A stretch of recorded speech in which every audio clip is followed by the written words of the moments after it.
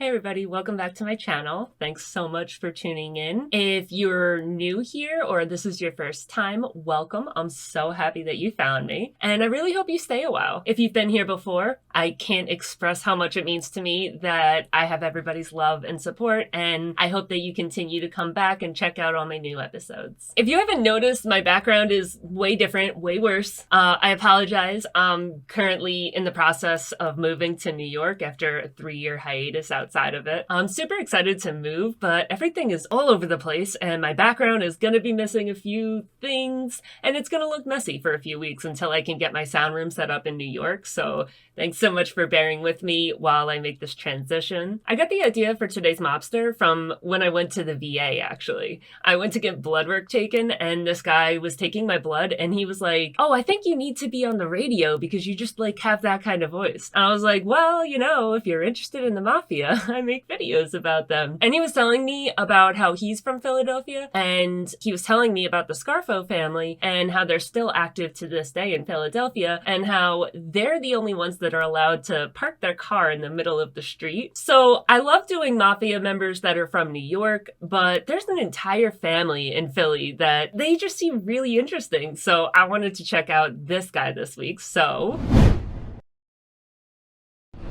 today we're going to be talking about Nicodemo Domenico Scarfo Sr. or Little Nicky Scarfo, who was born on March 8th, 1929 in Brooklyn, New York. His parents, Philip and Catherine Scarfo, immigrated to America from Naples and Calabria. Both of those are in Italy. Catherine had a reputation as a really tough woman and she had absolutely no qualms yelling and screaming at the media, at the police, anybody who pissed her off. You could still find footage today of her just yelling at people. She was definitely a force to be reckoned with. I couldn't find anything about his father. I'm not sure what he did, but they came to America looking for a better life for themselves. They were like a lot of Italians at the time. They were fleeing the extremely impoverished Italy. And in the days before TikTok, the whole world was told that the American dream can be achieved if you just can make it to America. So that's what most people that were fleeing impoverished countries did. They tried to come to America. Most of the time, though, when they did finally make it to America, they realized that they were going to be living the same poverty-stricken life that they had just fled from, but now they're in a foreign country. There's no difference here with Philip and Catherine. They ran from Italy for the American dream. They get to America, they're barely making ends meet, and then they had a son, Nicodemo, and the year he was born, the stock market crashed. In August of 1929,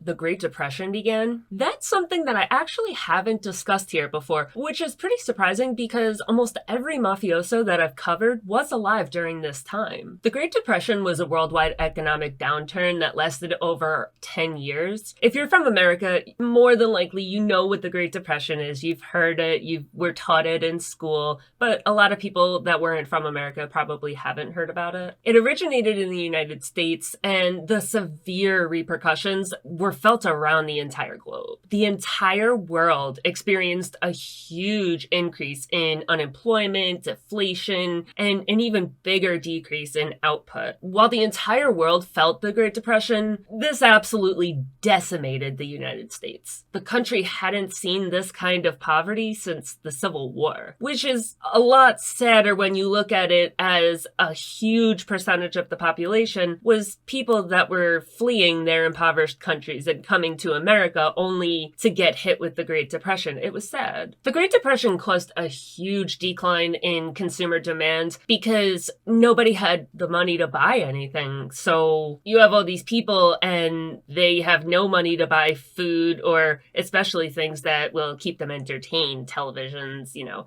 nights out on the town. So when people don't have money, they don't have money to spend, and that causes a huge problem when consumer demand falls so drastically. It also caused financial panics. It caused misguided government politics, and these misguided politics caused the economic output to fall in the United States. And the gold standard, which linked almost every country in the world to a network, and it pretty much like fixed the currency exchange rates. So the way that the American dollar is worth a tiny bit more than the Italian or a little bit less than the European euro, that is all just kind of put in place by the gold standard. So pretty much money is backed up. It used to be backed up by actual physical gold. And this played a huge role in transmitting the American downturn to other countries, because other countries shouldn't be so severely impacted by an economic downturn in America. But because the currency exchange rate was so tied up with the physical gold, it just was a ripple effect, and it had an effect on the entire world. When the Great Depression first started in the summer of 1929, Philip and Catherine moved to Philadelphia so that they could live with relatives of theirs, and it would just make it a little easier not having a mortgage or a rent payment because they weren't able to find work. While they were in Philadelphia with family, this is where Scarfo was first exposed to the Philadelphia mob. His two uncles were heavily involved. His two uncles were the Piccolo brothers, and they were pretty big names in the Philadelphia Mafia. Scarfo fell in love with the life from a very young age. He saw his uncles being treated like royalty. Like, whenever they went out, they were literally treated like movie stars because of what a big deal they were in the Philadelphia Mafia. I guess not growing up in New York was a good thing, because most of the guys that we see that grew up in New York, they dropped out of school at a really young age. But Scarfo graduated from a Philadelphia high school, Benjamin Franklin High School, and he was even given the honorific the most talkative person in his class. Fully grown, Nicky Scarfo was around 5'5", 5'6", so very short for a man, and he weighed about 140 pounds, so this was a little dude. That's where he got the nickname Little Nicky, because he was little. But this is also another one of those instances where his nickname was given to him, but it was never actually used around him unless you wanted to get offed right then and there. He was known for having short man syndrome. He was ready to fight anybody for the slightest sign of disrespect. This makes sense, honestly. I can't tell you how many nicks I know that are short little shits and out of their goddamn mind. They wouldn't think twice about if you look at them wrong, and they're like 5-0. I dated a kid, Nick, when I was like 10 years old, and he's Italian, and he's like 2 feet tall, and he's out of his mind. And he's only one of the million I know, so it really does exist. When Scarfo first got out of high school, he made an attempt at boxing. It became pretty clear early on that he wasn't really going to make it anywhere in the boxing world. He tried. He did a few matches at different clubs around the city, but it became pretty clear early on that he really didn't have a chance of making it in boxing. He gave it a go. He fought in matches all over the city, but taller boxers had a huge advantage on him because he was short. He had a very small reach. So it wasn't going to work out for him. He also grew up within the mafia, so he knew what kind of opportunities existed there. He knew how much money he could make as a gangster, so he quit boxing pretty quickly after he started. In 1959, the boss of the Philadelphia family was Joseph Ida. He wanted to take out a guy that was also in the Philly mob, Angelo Bruno. When Ida went to New York to seek permission, because you don't kill anybody in the mafia without getting permission from the New York Commission first, so when he went to New York to seek the permission from the commission to execute Bruno, he didn't really know that Bruno had some serious network set up in New York already, so the Mafia Commission was like, absolutely not. The commission promoted Bruno to be the boss of the Philly family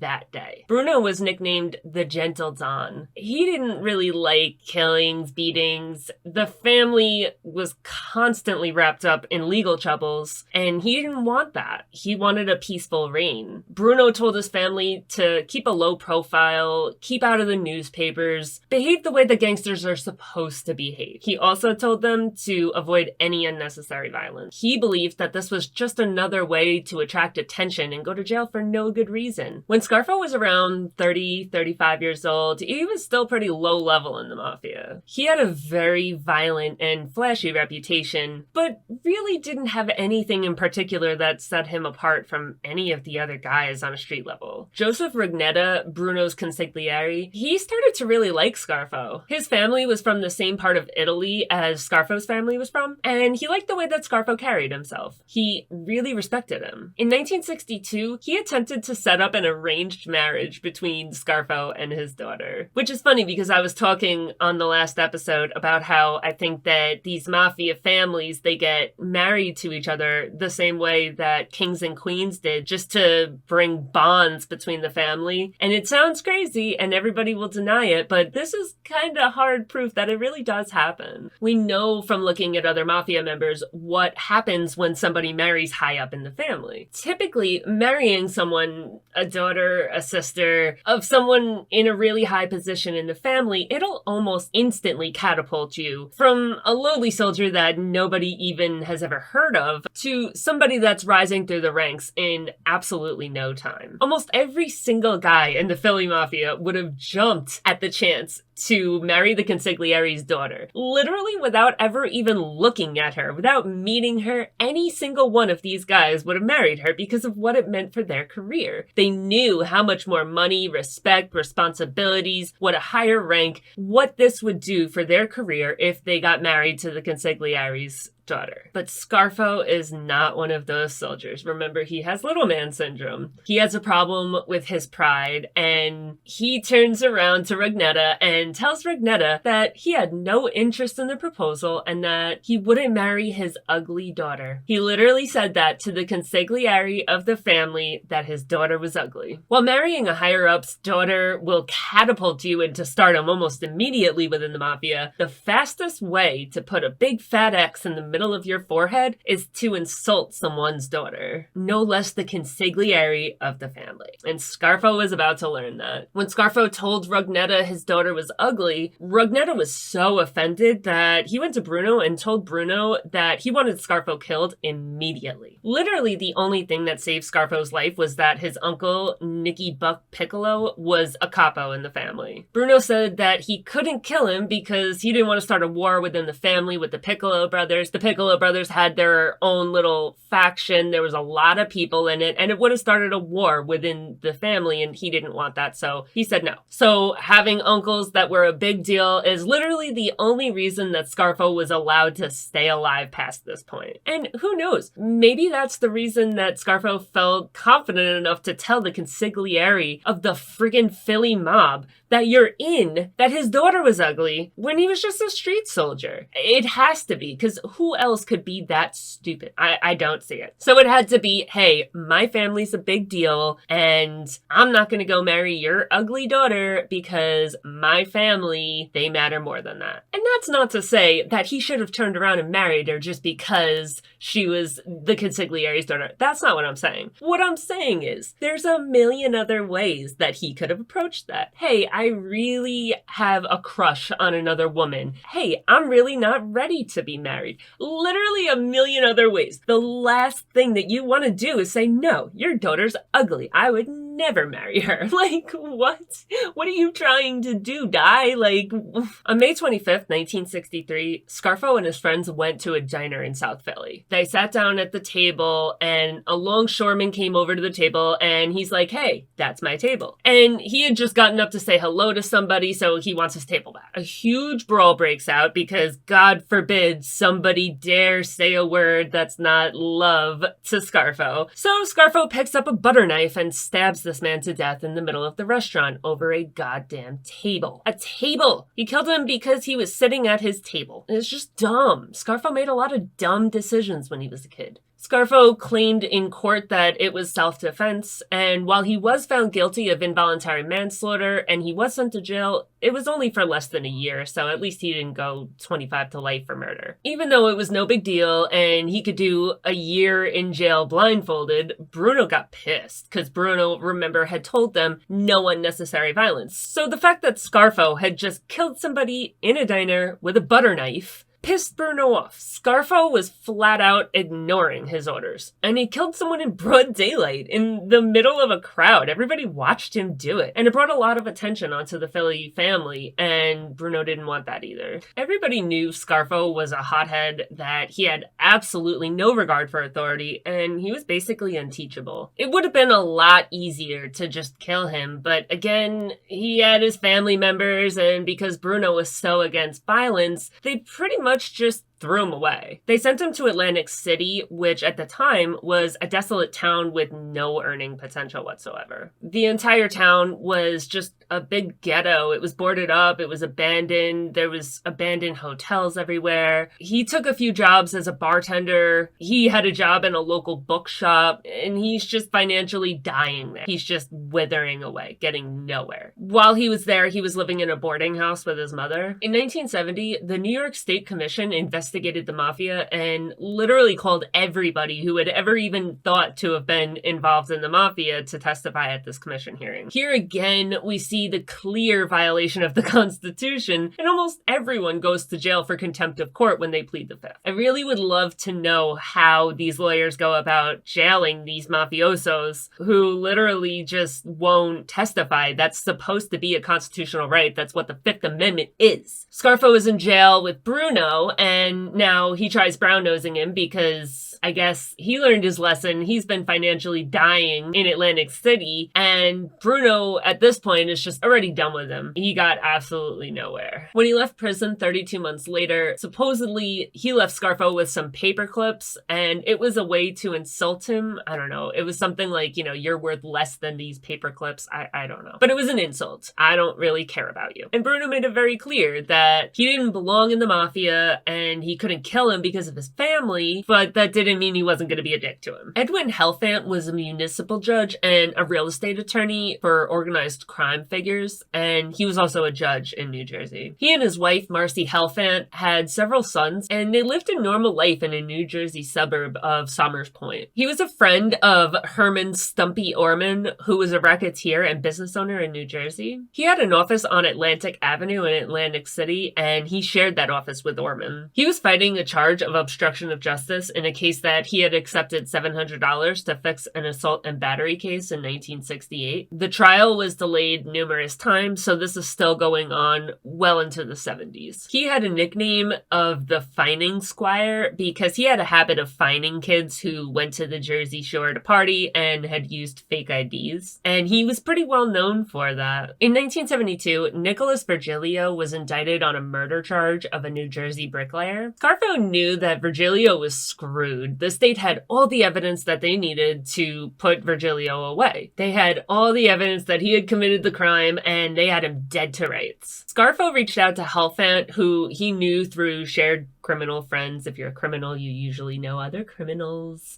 So he knew him, and he hit up Hellfant, and he was like, hey, dude, what's up? Long time no speak. So look, I have $12,500 here, and it's all yours if you make sure that when Virgilio is found guilty, not if, when Virgilio is found guilty, he gets a light sentence. So Hellfant, as someone who has worked with the mafia and other criminal organizations many a times, is like, $12,500? Say less. So he takes the money, and he's supposed to pass $10,000 of it up to the Superior Court judge to ensure that a light sentence is given when he's found guilty. So as they expected, Virgilio gets found guilty, and he's like, I bet, no biggie, this judge has been paid off, I know I'm skating here. When he went to court, his jaw dropped when he got hit with a 12 to 15 year sentence. Which, if you ask me, is super light for a murder charge. I don't know why he was so pissed, but he was mad. But at the end of the day, Hellfant took the $12,500 and he kept it, and he never handed it to the judge that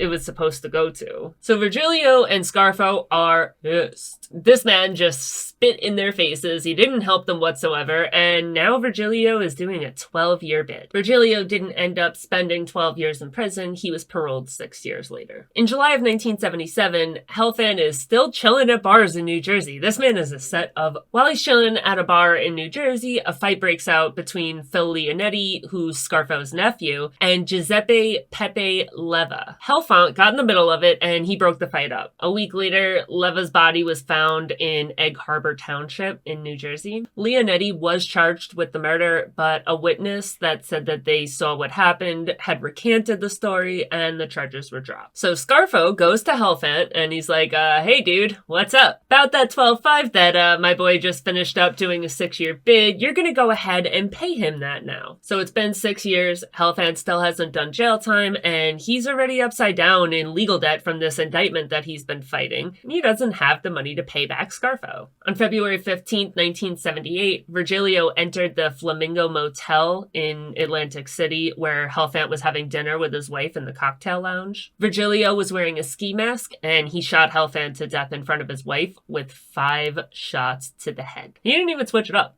None in the chest, none in the neck, all in the head. This man was pissed. Scarfo was out of jail for the contempt of court case in 1973, and he started running around with Nick Caramondi, a crook from New Jersey. Caramondi wasn't connected. He didn't grow up with any family in the mafia, but they did robberies and pulled schemes and just did small jobs here and there to make money wherever they could. Eventually, Caramondi did get involved in the mafia, but he only got involved in the mafia because he was running around with Scarfo. In 1976, gambling was legalized in Atlantic City as a tool for urban redevelopment for the city after a popular vote by the New Jersey citizens. In the blink of an eye, this desolate, abandoned town turned into a booming city filled with lit-up casinos. It changed overnight as soon as that bill passed. In 1977, the New Jersey Casino Control Act was signed, which invested a lot of government funds and lifted a lot of restrictions so that they could rehabilitate and redevelop the existing tourist convention facilities in Atlantic City. Pretty much what this act did was it encouraged a lot of new construction. They did everything that they could to bring back the tourist and the entertainment and the cultural centers and all of the revenues of income that there used to be before everything went to hell with this desolate town. The governor of New Jersey, Brendan Byrne, literally went on the news and called out the mafia. He was telling them, keep your filthy hands out of Atlantic City. Brendan Byrne was elected as governor of New Jersey in 1973 as a Democrat. He was known as the man that the mob couldn't buy. He got his nickname from Simone Sam the Plumber de Cavalcante after he prosecuted him in the 60s. De Cavalcante called him a Boy Scout, saying that he couldn't be bought or gotten to in a private conversation with friends. He had no idea that at the time, FBI had wiretapped the room that he was in. And Byrne took this recording and he used it as his campaign platform. His slogan was, "One honest man can make a difference." During the 1967 Newark riots, almost 1,500 people were arrested under Byrne's governorship. He walked the city's streets with a shotgun. Both as a prosecutor and as governor, he went after dishonest construction contractors and organized crime figures. He uncovered scandals. He oversaw the legalization of gambling in Atlantic City. And this is all to say that when I heard that gambling had become legal in Atlantic City, while Scarfo was residing there, in my head, I was like, okay, well, Scarfo must have had a hand in making that legal. And in that case, that means that Scarfo had a huge hand in bringing Atlantic City back to life. But I was definitely wrong. He had absolutely nothing to do with the legalization. He just piggybacked and just so happened to get lucky riding the coattails of the honest politician that was making gambling legal in New Jersey. Scarfo saw the growth that had taken place in Atlantic City, and he knew that there was so much more growth yet to come. He started a construction company with his nephew, Phil Leonetti, called Scarf Inc. The construction company forced every company that was doing construction in Atlantic City to hire them, whether they wanted to or not. The first 6 casinos built in Atlantic City had the cement laid by Scarf Inc. With the boom in gambling and construction, you also see a boom in other industries as well. There was a union for restaurant and hotel employees and bartenders, and Scarfo built a relationship with them where he ended up running the union. He would get about $40,000 to $50,000 a month from them, and he could put the entire city's employees on strike within like a moment. One phone call, everybody's on strike.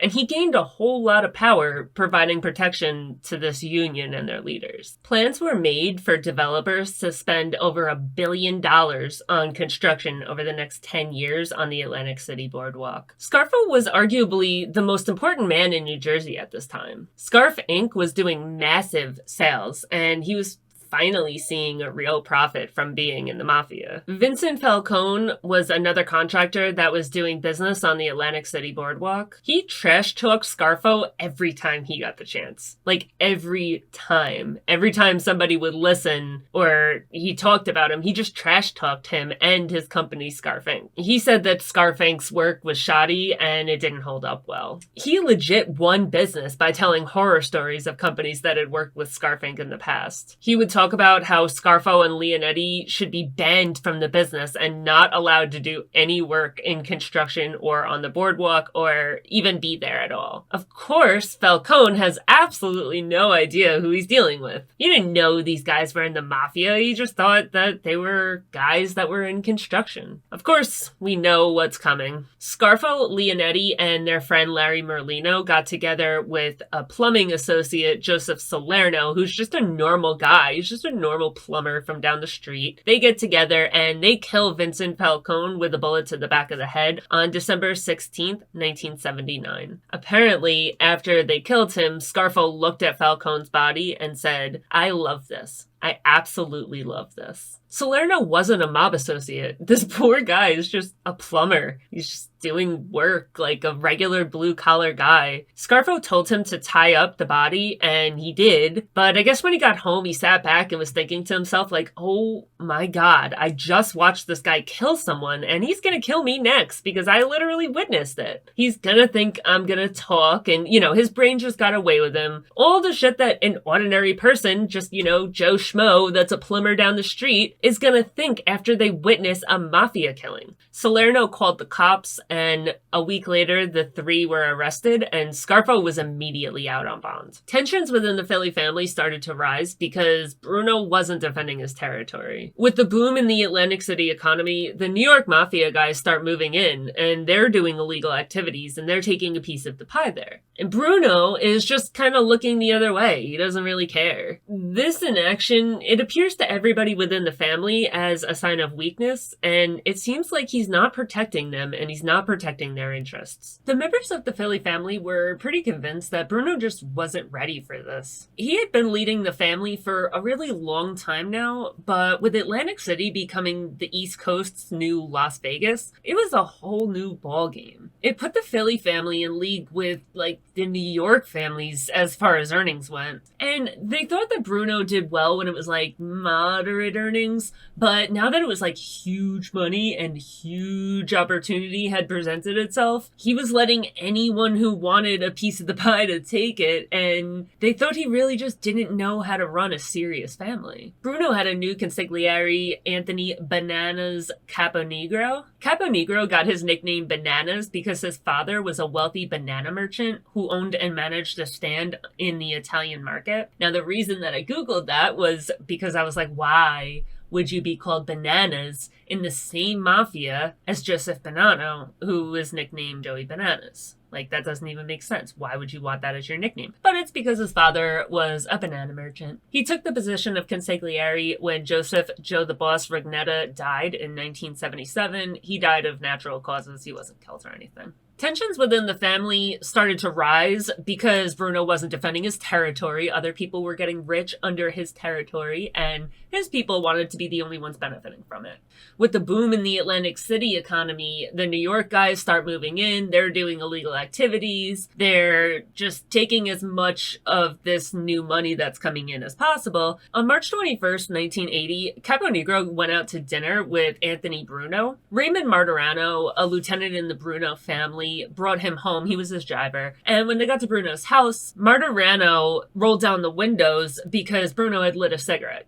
Supposedly because Bruno had lit a cigarette. A masked assailant came up to the car and shot Bruno in the back of the head.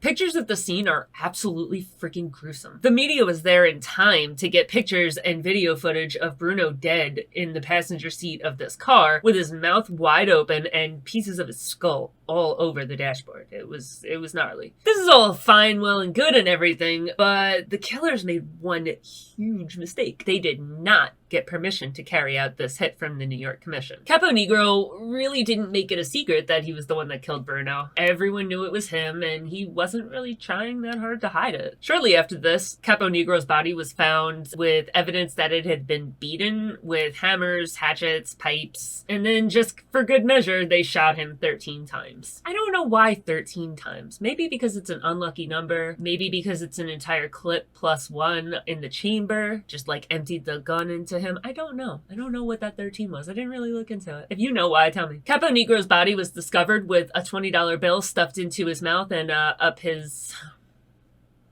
you know where. This is the same kind of thing as like when we see a rat will get found with their body with a rat in their mouth. It's just sending a message that he got greedy and that's why he died. Bruno's underboss, Philip Testa, or the Chicken Man as he was known, got promoted to the boss of the family. Testa was Scarfo's mentor. They were like really, really tight, and I guess Scarfo had learned his lesson about insulting one of the top 3 guys because, you know, he had gotten banished to the wasteland that was Atlantic City the last time he started problems with one of the top 3 guys. So he learned his lesson, and as Testa was the underboss, they became boys, and he was Scarfo's mentor. When Testa became boss, he made Scarfo his consigliere. This is really significant because Scarfo was just a soldier. He didn't really rise through the ranks. He had never been a capo. He had never been a lieutenant. He had never been nothing. Nothing. He was just a street soldier. And all of a sudden, one day, he's consigliere. Scarfo, Merlino, and Leonetti went on trial for the murder of Vincent Falcone in October of 1980. Remember, Vincent Falcone was that contractor that wouldn't stop talking smack about Scarfo and Leonetti all over the place.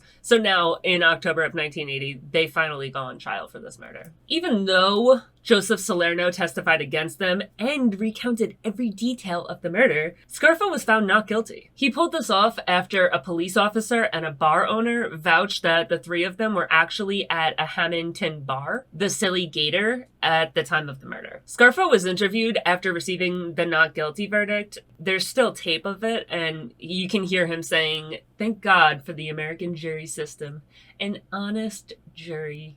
Meanwhile, he really did kill that man. Joseph Salerno Sr. and his wife Juliette Salerno sued the Philadelphia newspaper on April 20th, 1988 for defamation, intentional infliction of emotional distress, and negligent infliction of emotional distress. The Salernos lost their lawsuit after the courts found that there was no defamation because his son did testify against the mafia. On August 10th, 1982, Joseph Salerno Sr. was shot in the neck in a hotel in New Jersey. Now, obviously, this is related to the fact that his son had testified against Scarfo. The Philadelphia newspapers printed titles such as "Canary's Dad Shot," "Son Testified Against Mafia Figure Scarfo," and "Mob Takes Revenge, Witnesses Father Shot." The Salernos lost their lawsuit because the courts found there was no defamation because his son did testify against the mafia. Joseph Salerno Jr. went into witness protection after testifying against the mobsters, telling the jury that Salerno had killed Falcone. Then he told them, "I love this. I absolutely love this." He told them that Scarfo had once told him that he'd like to take a guy and cut his guts out and fry them in a pan. And that when Falcone had been shot, his body twisted around to see who had hurt him, and that the expression on his face was helpless when he saw that it was Leonetti. After doing all that, he knew that if anybody within the Philadelphia family ever found him, he would immediately be killed. So he went into WITSEC, and he spent the next 10 years moving 40 times between Kansas and California. He lived under aliases, he had a $200,000 price tag on his head, and even the WITSEC Federal Protection Agency, the officers, they treated him like he was a criminal. He says that he was treated really bad by authorities that were assigned to protect him. He says that they treated him like he was a criminal that snitched to get out of a jail sentence, and he believes that since he didn't snitch to get out of a jail sentence, and because he snitched for the right reason, not to get himself out of trouble, he should not have been treated poorly. So he talks about that. He wrote a book about it. It was like a whole thing. This point in time is a huge turning point for both Scarfo and the Philadelphia family. 3 of their men had just been found not guilty of a murder that they had clearly committed, even though there was first-person testimony proving that they did do it. Atlantic City was busier than ever, and the entire family was seeing profits from that area. Testa brought in a new leadership style, having absolutely no issue whatsoever with violence, unlike Bruno, he would kick somebody out and exile them for showing any kind of violence. Testa was not like this. Testa was down. Scarfo had a reputation as somebody who will literally kill someone in broad daylight and walk away from it scot-free. He's now consigliere, and he has a stranglehold on all the construction business going on the boardwalk. He had been making even more money since he killed his biggest competitor, and now that he had been welcomed back into Philadelphia, now that Bruno was gone. Scarfo controlled Local 54, a bartenders union, the one that has the restaurant and hotel workers in it, where he made about $300,000 a year just for running that union. That's pretty bomb money if you ask me, and that was in 1980. That would be a little over $1 million a year in today's money. John McCullough was the leader of the Philadelphia Roofers Union. He also just so happened to not be all the way above board. He was in the K&A gang, the Philadelphia Irish Mafia gang, whatever. This man had a serious amount of people behind him. He had a plan to split Local 54 down the middle and take control of one of the halves of the union. Scarfo brought this up to the family, and he was told that they would handle it. But McCullough continued with his plans and rallying people in the union to support this split down the middle. Now, Scarfo runs 100% of it. If it goes down the middle, McCullough will have 50 and Scarfo will have 50, but Scarfo has 100 now. He doesn't want to give up 50, so he's pissed. McCullough was told to stop trying to split the union in half, but, he's in the Irish Mafia. He has a union of his own. He's not deterred by threats from the Mafia. After this all goes down, Testa is, he's down. He's about that life. So Testa gives Scarfo permission to take McCullough out. The day after Christmas in 1980, a man disguised as a delivery driver brought some packages to the McCullough house. As McCullough and his wife were discussing how much he should tip the driver, the man shot McCullough in his house in front of his wife 6 times. These Philly dudes do not play. That's not how New York guys operate. If you listen to any New York guy talk, and they'll say, if a guy has a hit out on him and you see him and he's out with his wife or his kids or any of that, they just won't move forward. They won't do it. They'll wait until the guy's by himself. They don't play this game of hey, wife, I'm gonna kill your husband right in front of you. It's a whole different ball game out there. While Scarfo was Testa's consigliere, Peter Casella was his underboss. Casella was the underboss to Angelo Bruno, and when Testa was appointed as the boss of the family, Casella remained the underboss, and he was pissed because when the boss of the family dies, what's supposed to happen? The underboss becomes the boss.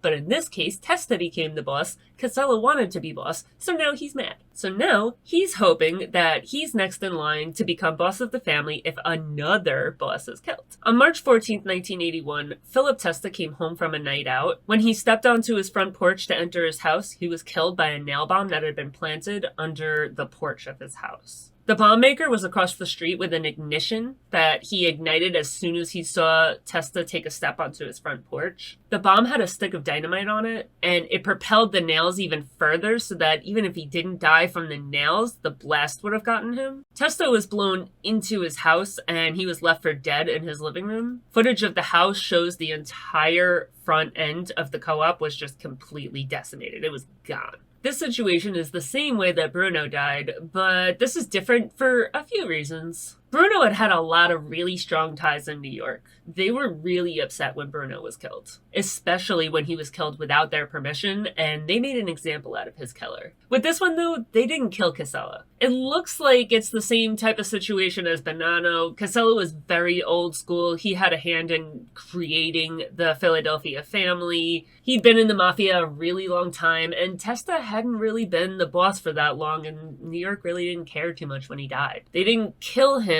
But they did the same thing as they did to Bonanno. They kind of like sent him off to Florida in exile. They told him, hey, if you ever get involved in anything to do with the mafia again, we will kill you ourselves. And Casella died in Florida in 1984 of natural causes while living with his daughter. Scarfo did this different than the rest of the bosses of the family had ever done. Even after he was appointed as the boss of the family, he continued living in Atlantic City away from the Philadelphia family. This had a pretty big impact on the outlook of people within the family on Scarfo. Scarfo was viewed as an outsider by the rest of the family. He had been operating in Atlantic City for almost 20 years. And he wasn't running the streets of Philadelphia like the rest of the family had done. They didn't know him, they didn't trust him, and they looked at him as like an interloper. And it didn't make it any better that he stayed in Atlantic City after he became boss and didn't get to know the family. Chucky Merlino, a relative of Larry Merlino, was named as his underboss. He promoted Leonetti to capo, and Caramondi was given his own crew, so now he's full-blown mafia. He's not just some low-level car robber like he used to be with Scarfo on the streets of Atlantic City. Now he has his own crew. He's full-blown mafia now. Because in order to be given a crew, you have to be a captain. And in order to be a captain, what do you have to be? You have to be a made member. So Caramondi had since been made, and now he's running shit. Under Scarfo's leadership, any and all illegal dealings in Atlantic City started getting taxed, which means, small-time car robbers on the streets of Atlantic City were paying a tax, and any New York guys that were coming to Atlantic City and making money in Atlantic City were also getting taxed. And that was one of the number one problems that the family had with Bruno, was that he wasn't protecting the interests of the family. So when he put that tax in place, it either made the family money from people operating on their streets, or it deterred them from operating there in the first place because it's just going to cost them money to do it, so there's no point anymore. So I'm sure that made the family happy. They don't really know this guy, but like, okay, cool, that's awesome. He's protecting us now. Bruno never did. Scarfo is. Great. But this tax led to a huge spike in assault and murder rates in the area, made the place not so safe. People that refused to pay the tax would either be beaten or killed, and obviously that started getting noticed by the authorities. People that were getting beaten up, they knew better than to rat on who did it. Like, everybody knew who Scarfo was and what a brutal mother effer he was. Like, you don't mess with him. So people got beat up and then they shut up. They would tell authorities that they fell, that they hit a door, fell, tripped, hit my eye on a doorknob. They would say they got ran over by a truck, anything but ratting out Scarfo. Because you can either lie and stay alive or tell the truth and end up dead. What are you gonna do? I'm gonna shut up. I probably would have paid the tax in the first place, but whatever. That's just me. Okay, I'm gonna tell you something that should be taught in Gangster 101, but clearly it is not, okay? Are you ready? You listening? Promise? If you flaunt your illegally gained money in front of the police, they will make sure to take it away from you. The biggest mistake that I see every single one of these mafia guys make is just they're so goddamn arrogant. One example of that's Al Capone. He dressed flashy, he had $1,000 suits on, he gave interviews to the media, he flaunted his money. He did everything he could to show everybody what a big deal he was. He made sure that everybody knew that he was the biggest guy in the game with illegal alcohol and illegal weapons. And he knew he wouldn't get caught because he's just so scary. He's Al Capone. Well, look what happened.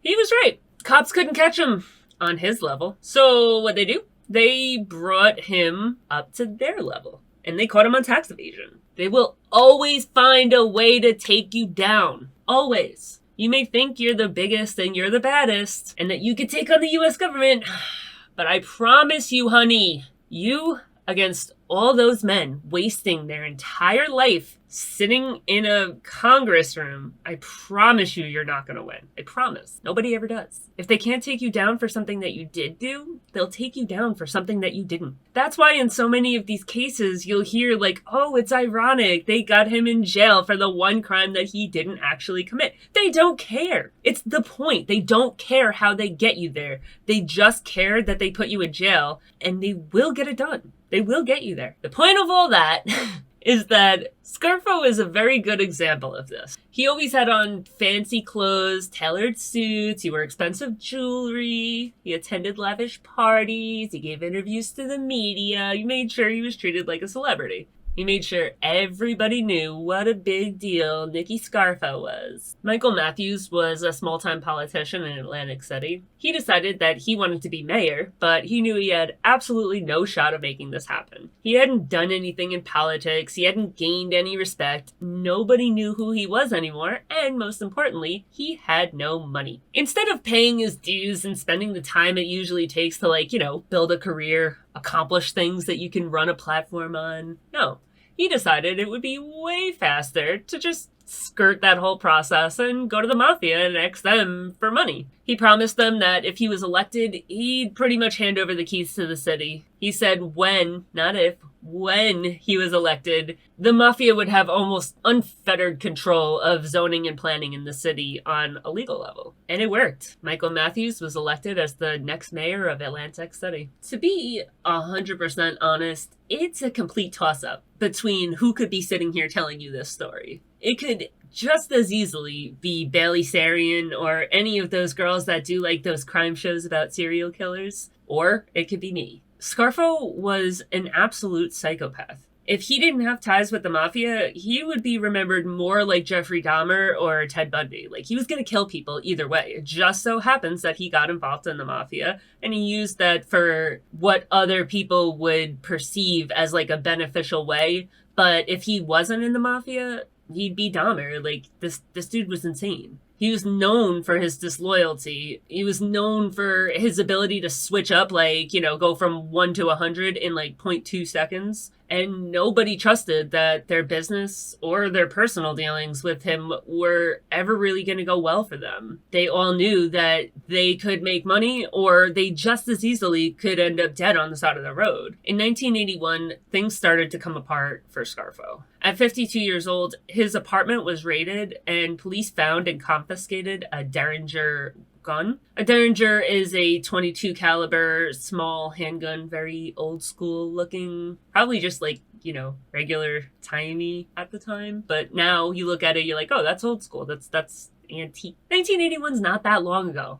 I was born not that long after 1981, so I don't know why I'm calling it antique, but I don't know. It's old. It's old. It's an old gun. It looks like an old gun, okay? It's not the 60s or the 70s, but it's an old looking gun, okay? Maybe it was antique then. I don't know. Anyways, it's tiny. It's not some huge gun. It will literally fit in the palm of your hand. Put it this way. When the cops found it, they found it inside an eyeglass case. And the eyeglasses were also still in that eyeglass case. So it's a tiny little gun. But it doesn't matter how big it is. The cops found the gun in the apartment and he was charged with possession of a firearm by a convicted felon. Because remember, he had done jail time before with Bruno, and he also had been found guilty of involuntary manslaughter when he stabbed the dude with a butter knife. He fought this charge for over a year, but at the end of the day, he was found guilty. Scarfo fought these charges by claiming that the gun belonged to his wife, Domenica Scarfo. I didn't really tell you anything about Domenica Scarfo or their relationship because honestly, there's nothing out there.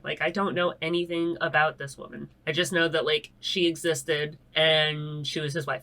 And that she was a down bitch because she said the same thing. She's like, oh, that's my gun. Yeah, you found that in his top drawer? Yeah, mixed up in his socks in his eyeglass case? No, that's mine. But we know that, Italian girls back then, way more down than, any female you will ever find nowadays. He was still found guilty, though, and he was brought to La Tuna Federal Correction Institute in Anthony, Texas, to serve a 2-year sentence. Even though he was all the way in Texas and he was in prison, he still maintained his status as the boss of the family and continued running shit. But whenever the boss of the family is in jail, there has to be somebody on the streets running shit. Scarfo put together a panel of 5 of his most trusted men, and they ran shit on the street level while he was away. One of those 5 men was Salvatore Testa. Salvatore is the son of Philip Testa, the dude that was boss for 5 seconds before getting blown up by nails. Testa was a young rising star in the Philly Mafia. He had recently made captain, and this position of running the family while Scarfo was locked up definitely helped elevate his position. And he started to become more well known to both people in the family and the public as well. He was even one of the men that went to La Tuna to pick Scarfo up when he got out of jail. And he got out of jail on good behavior, so he got out early, and he was released in August. When Scarfo was in jail in 1982, the Riccobini Wars broke out when a group of criminals, the Riccobini brothers, refused to pay tribute to the Philadelphia Mafia, even though they were operating illegal activities in the Philadelphia area. Angelo Bruno had been boss for 21 years, and he kind of gave the Riccobini crew a pass. He was like, whatever, just let them do their thing. It's fine. They're not hurting anybody, okay? Just leave them alone. Why do you gotta be so violent? Why are you always trying to kill people? But Bruno died. Now Scarfo's boss, and he ain't playing that shit. But remember, Scarfo's still in jail, so his crew goes out hunting for these men. And if they caught any of them, they would immediately execute them. The war started after the crew tried, unsuccessfully, to kill Larry the Hunchback Riccobini. They had tried twice. They had failed twice. After the second failed attempt, it was war, and the Riccobinis were hunting the Scarfos right back. Frank Monti, Scarfo's consigliere, was killed as a result of this war on May 13th, 1982. Scarfo's men retaliated by killing several men in the faction that night. This war went back and forth for like 2 years, until the entire Riccobini crew was either dead, locked up, or fled the city and just beep, beep, beep, beep, beep. I'm gone. I'm not playing this anymore. I'm gonna be next. I don't want to be next. I'm outie. So they left, and then it ended. It was like a game of Monopoly. You know, you never see these war ends because an entire crew is actually wiped out. That's not what happens. There's some kind of like peace accord drawn or something. Like, no, these guys were not stopping until it was the end. They ran the last one out of jail or killed them or whatever, and that was how it ended. Like, these guys don't play, man. These Philly guys. Now, Salvatore Testa is running the crew that is going after the Riccobinis. And he got shot at like a whole bunch of times. And he almost lost his arm over it. Like, legit, almost lost his arm. You can still see pictures of him like walking around in a sling, but like his arm almost had to be amputated. Shortly after Scarfo got out of jail, there was an expose that was done, and it talked about the link between the Philadelphia Mafia and Michael Matthews, the mayor of Atlantic City that the family had gotten elected. This was absolutely catastrophic for both Matthews and Scarfo. A huge portion of the incoming money to the Mafia was through construction, and a lot of it was done with the stranglehold that they had on the zoning and planning committee in Atlantic City. They were able to ensure little to no roadblocks were put in place by the government for any of the building that they were doing, and even though I don't see any mention of it, I'm assuming that they made life a lot more difficult for companies that were either competitors or companies that were using competitors. I'm assuming that they probably put some roadblocks up and made, oops, that's illegal. You're not allowed to do that. Oh, now you want to hire my company? Okay, it's legal now. Anyway, now the jig's up because this newspaper article comes out and everybody in the government is aware of this little scheme between Matthews and Scarfo. And now there's no more benefits either. Matthews would not be getting Mafia protection or their money, and Scarfo would not be getting his ideas and wishes pushed through the government anymore. After this expose, Matthews was indicted on federal extortion charges. Authorities claimed that he tried to extort $668,000 from 2 businesses that the FBI had set up to bait him. And he was also charged with taking $14,000 as a bribe from an undercover FBI posing as a representative of the companies. Frank Lentino was also indicted on charges with Matthews. Lentino was the organizer for Local 54. He was like the official head, even though Scarfo was the actual head. And remember, that's the hotel and restaurant bartenders union that Scarfo was controlling. Voters recalled Matthews' mayoral election on March 13th, 1984, and he was indicted on March 27th, 1984. So like days later. Matthews pled guilty to 1 count of extortion on November 27th, 1984. He admitted that he accepted a $10,000 bribe from an FBI agent. Since he pled guilty to this charge, the FBI dropped the charges that they had brought against him for further extortion, bribery, conspiracy, and in 1985, he was given a 15-year prison sentence. He got out on parole in June of 1990. Franklin Tino pled guilty to 1 count of conspiracy and got a 10-year prison sentence. Lentino passed away on September 24th, 2000 at the age of 89 years old. A month after that article was published, another article came out. Now, because the newspapers had broken this story and there's an established link between the city's mayor and the city's mafia, all eyes are on both. The newspaper is just slamming them left and right. Boom, boom, boom, over and over and over again. This time, the article was written about Salvatore Testa and his quick rise to power, the fact that he was on the brink of controlling the Philadelphia Mafia, and they pretty much just touted him overall as like the next big thing in the Pennsylvania Mafia. Scarfo, by this time, is like this paranoid and volatile man that will just turn on anybody at like the flip of a switch. He came to be known as disloyal because he was just that. He had no qualms killing someone who had like been his best friend last week. And they didn't even like have to do anything. If they showed the slightest bit of a sign that they may pose a threat or like even like annoy him, he would just kill them. This man just killed so many people. Even though Testa was Scarfo's protege, serious issues became really evident really quickly to everybody on the outside looking in. Testa's rise to fame can obviously be attributed to the fact that he's the son of a boss in the past, but also that he married up. He was engaged to Chucky Merlino's daughter. Remember, Chucky Merlino is Scarfo's underboss. And we all know that when there's a wedding on the horizon, said lovesick man is catapulted into stardom by the mafia. Especially when it's like a really, really, really important dude whose daughter you're marrying, like, say, the underboss. Testa, though, like his father, wasn't that bright. He backed out of the wedding to Merlino's daughter. Now, the story goes that Merlino convinced Scarfo to kill Testa for breaking up with his daughter. According to Phil Leonetti, though, that is not true. Testa says that he actually went to Scarfo before breaking up with her, and Scarfo was like, yeah, dude, it's way better to do it now than, like, after you guys already get married. Duh, leave her. Now, when Testa breaks up with Merlino's daughter, Scarfo gets to use, like, oh my god. Testa left Merlino's daughter. Look at the disrespect to my underboss. As an excuse, but like, meanwhile, he gave him permission to do it. He was like, yeah, do it. But like, he was doing it so that he could, like, you know, kill him. Now, Scarfo's all like, you know, twitchy and paranoid. He's super pissed about this newspaper article. So even though Scarfo was Testa's father's protege, and even though Salvatore Testa was his protege, by all appearances, Scarfo and Testa are like besties. He can't just go whack him for no reason. But Testa leaving his underboss's daughter is the perfect excuse, and he sends out a hit team to find and kill Testa. People in the family said that when Scarfo and Testa would be like at the same party or in the same place, like they're at opposite sides of the room, they just pretend that one another's not there, you know. They got their little cliques, and it's like, you know, a Mean Girls high school party, and it's just, it's obvious they ain't boys no more. Nope, they are not friends.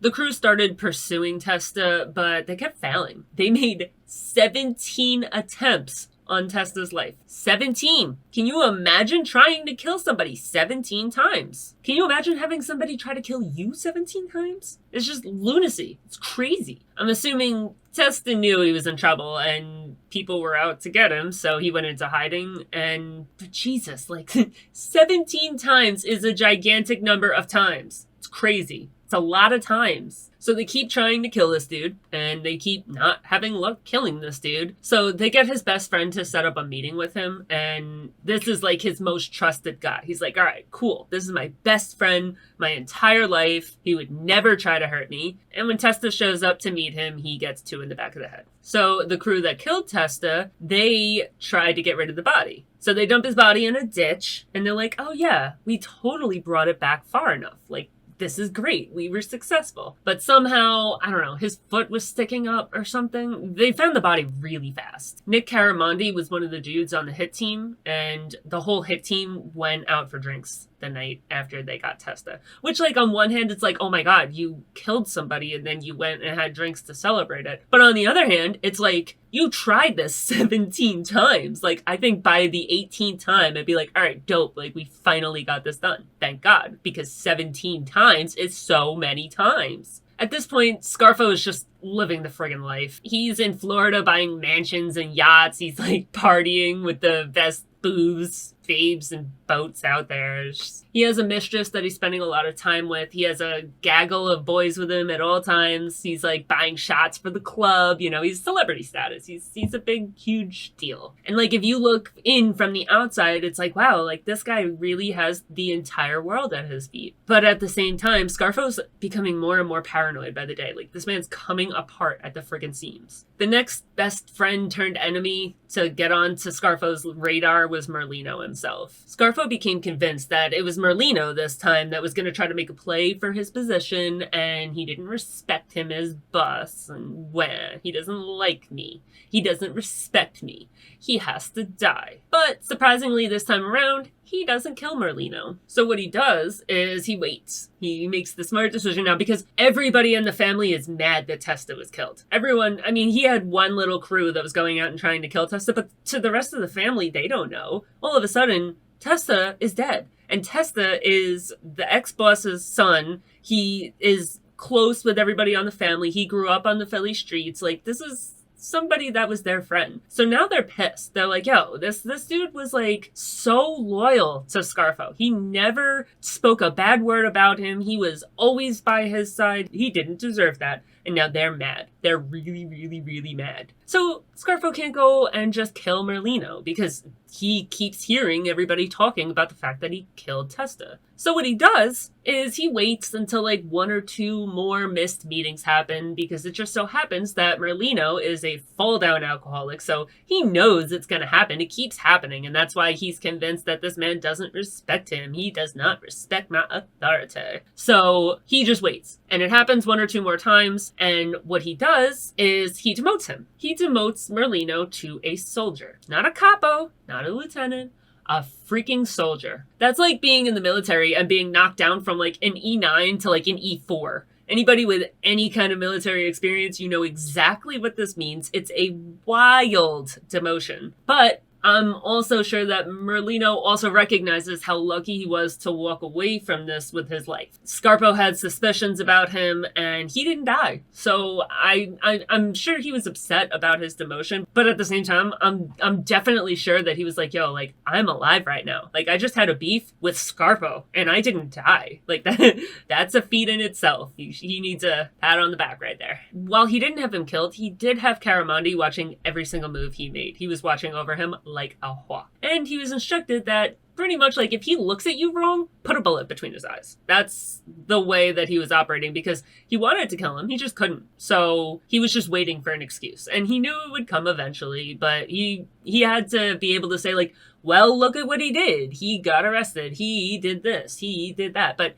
it just so happens that it didn't happen because he got arrested. Merlino was convicted of trying to bribe a police officer, and he was locked up, so he was kind of out of Scarfo's grasps, and he didn't rat. So, you know, he's in prison. He's paying the price for the crime of not respecting Scarfo, but he's not ratting. He's sitting in prison, because if he rat, he would be out of prison, so Scarfo's like, whatever. You know, he's out of my goddamn face. Now, while all of this is going on, the feds are searching for, like, any reason that they can get to put these guys in jail. There's this big project that's getting pitched by Willard Roos III, who's a developer. It's called Penn's Landing, and this is a multi-billion-dollar proposal that's pretty much renovating the entire strip of the coast of Pennsylvania. And Scarfo gets word that Roos is going to have to get approval from the city commission to make this happen. Scarfo sends Caramandi to make contact with Roos's people and let them know that for a hefty fee, like $1 million to start, he can make sure that the project is approved in the city council, which I'm surprised that he's still touting that after Matthews is in jail. I guess maybe he had someone on the inside still. I'm not really sure. But he sends Caramandi like, hey, this is a really good opportunity. Go tell that dude I'll do it for him for a lot of money. So Caramandi goes to Roos's employee and tells Roos's employee, like, hey, get with your boss. Let him know that for a cool little mill, I'll make this happen for you. And immediately, Roos is like, oh, hell no. Like, hell no. and flips it around and runs as fast as he can to the FBI. The FBI have the employee identify Caramandi, and once there's a positive identification, the FBI plants one of their own guys as an employee of Rus's that the Mafia is supposed to contact about all future business between the Mafia and Rus. Caramandi was brought up on extortion charges, and just like the typical American-born Mafia associate, especially one that didn't grow up in the life and was just some petty car thief in Atlantic City, the second he's at risk, he flips. Caramandi reached out to the feds and let them know that he would cooperate with them to get himself out of a really long prison sentence. In 1987, Scarfo was arrested and charged with conspiracy to commit extortion. With Caramandi testifying against him, there's no way out of this, and he got found guilty. There was no other way. It was so damning with Caramandi going against him because Caramandi was his dude. He was the one that did everything. He was the one that killed Testa. He was the one that went and proposed this to Rus. Caramandi was number one to him. So with him telling everything, it was just, he was done. He was guilty. From these charges, Scarfo got 14 years in prison. A year later, the feds brought charges for 9 murders up against him. They wanted him locked up for good. They wanted no chance that this man would walk out of prison 14 years later at 73 years old. None. These new charges included the murder of Judge Edwin Hellfant, Salvatore Testa, and the attempted murder of Hunchback Harry Riccobini. He was found guilty of all 9 murders, and a 55-year sentence was added on to the 14-year sentence that he was already serving, giving him the chance to walk out a free man at the age of 129 years old. They had successfully locked him up for the rest of his life. Again, if the feds want to put you in jail for the rest of your life, they will. After Scarfo was locked up, people in the family were literally lining up down the block to testify. None of them wanted to do jail time, and with Scarfo being found guilty of all this stuff, they were all implicated as well. One of the biggest turncoats was Phil Leonetti, Scarfo's nephew. Another was Lawrence Merlino. Lawrence Merlino was Scarfo's underboss, Chucky Merlino's brother. Both of those men testified and helped put away John Gotti, who was the boss of the Gambino family in the 90s. Most sources say that Scarfo took down the Philadelphia crime family, crumbling a successful empire that Bruno had built into rubble in a very short amount of time. Nicodemo, little Nicky Scarfo, died at a federal medical center in North Carolina on January 15th, 2017. He was 87 years old. His legacy isn't the best. I'm not gonna lie to you, it's not a great legacy. He's known as a tyrannical overlord mafia boss who destroyed the Philadelphia Mafia with his bloodthirsty, ruthless reign. To this day, though, the Scarfos are well known in Philadelphia, and their family, along with their connection to the Mafia, lives on. And to this day, they're still able to park their cars in the middle of the street in Philadelphia. I hope you guys enjoyed the episode. Thanks so much for hanging out with me today. I hope that you like and subscribe, check out all of my other videos, and stick around because I put videos out once a week. I do it on Mafia Mondays. Sometimes. I don't really get it out every Monday, but I do my best, and I'm going to keep trying to get them out every Monday. So stick around, and if you have any suggestions on who I should cover next, either message me on Facebook or Instagram, or just drop it as a comment here. I hope I see you next time, and I hope you guys have a wonderful week, and I'll see you later. Bye!